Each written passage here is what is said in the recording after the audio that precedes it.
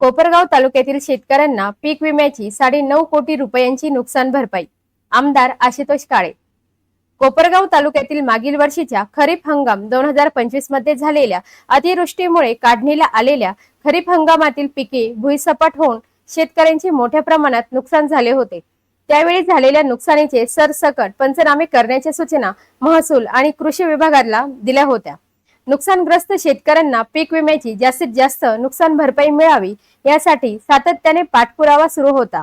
या पाठपुराव्यातून कोपरगाव तालुक्यातील जवळपास 15,000 शेतकऱ्यांना पंतप्रधान पीक विमा योजनेअंतर्गत उत्पादन आधारित 9,66,00,000 रुपयांची नुकसान भरपाई रक्कम महायुती शासनाने मंजूर करून ही रक्कम नुकसानग्रस्त शेतकऱ्यांच्या बँक खात्यात जमा करण्यात आली असल्याची माहिती आमदार आशुतोष काळे यांनी दिली आहे। आमदार आशुतोष काळे यांच्या पाठपुराव्याची दखल घेऊन महायुती शासनाने कोपरगाव तालुक्यातील नुकसानग्रस्त 15,000 शेतकऱ्यांना 9,66,00,000 रुपयांची नुकसान भरपाई रक्कम मंजूर केली आहे।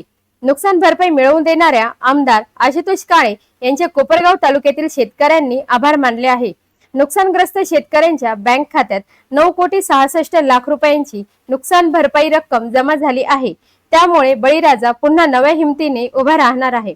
त्याबद्दल आमदार आशुतोष काळे यांनी तालुक्यातील शेतकऱ्यांच्या वतीने राज्याचे मुख्यमंत्री नामदार देवेंद्रजी फडणवीस, उपमुख्यमंत्री नामदार श्रीमती सुनेत्राताई पवार, उपमुख्यमंत्री नामदार एकनाथजी शिंदे, कृषी मंत्री नामदार दत्ता मामा भरणे, पालकमंत्री नामदार राधाकृष्ण विखे पाटील यांचे आभार मानले आहे। ऑस्कर न्यूज साठी रेणुका ढमाले सह अनिक।